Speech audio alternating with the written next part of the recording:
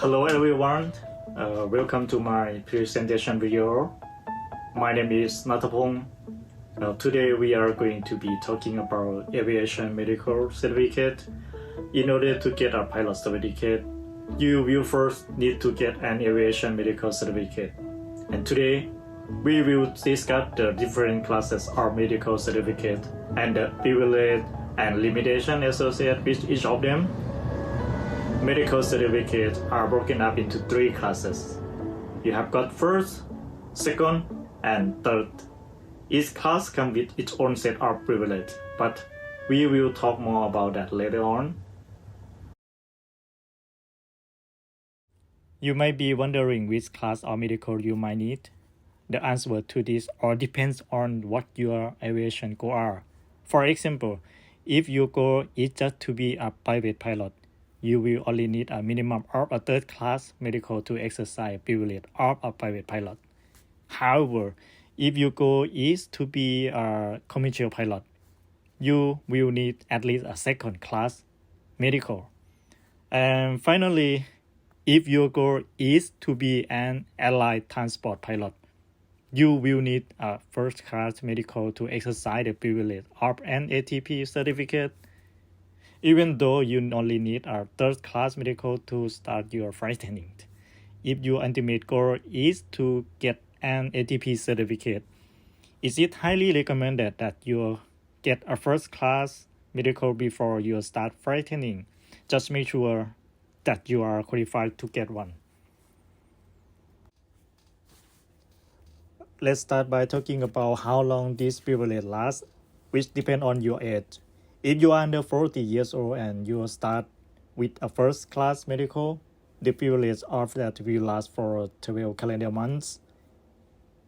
If you start with a second-class medical, the privilege of that will also last for 12 calendar months.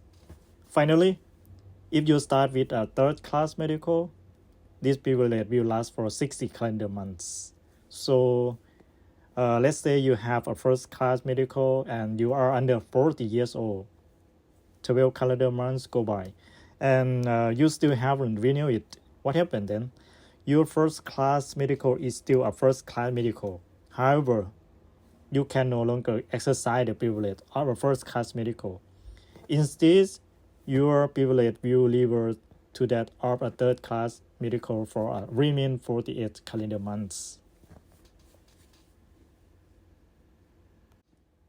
Now, let's talk about how long your privilege will last if you are over 40. If you start with first-class medical, your privilege will last for 6 calendar months. With a second-class medical, it will be 12 calendar months. And if you start with the third-class medical, it will be for 24 calendar months. If you are over 40 and your first-class medical is not renewed within the 6 calendar months, it will revert to the privilege of a second-class medical for an additional 6 months. Finally, if your privileges are not renewed after another 6 calendar months, it will revert to the privilege of a third-class medical for an additional 12 calendar months. It is important for you to know that only an aviation medical examiner can issue your medical certificate. An aviation medical examiner or AME is an FAA appointed doctor. To find an AME, you can visit aopa.com.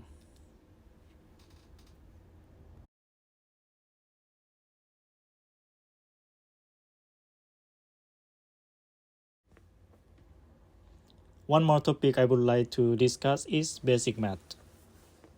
Basic math is a way for general aviation pilots to keep flying without renewing their third-class medical. Basic math comes with its own set of privileges and limitations. Let's start by talking about what you need in order to obtain a basic math certificate. The first thing is that you need to have had a medical after July 15, 2006. And the second thing is that you need a US driver license. Third, you need to take an online medical education course every 24 calendar months. And finally, you will need to have a comprehensive medical exam checklist complete by your own physician every 48 months. Basic math exercise the same privilege as a third-class medical, but let's take a look at some of its limitations. You can only carry 5 passengers.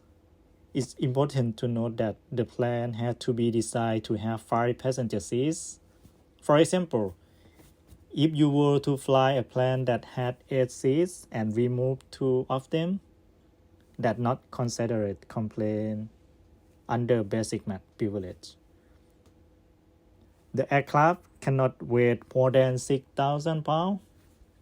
That's also a speed limit of 250 knots indicated.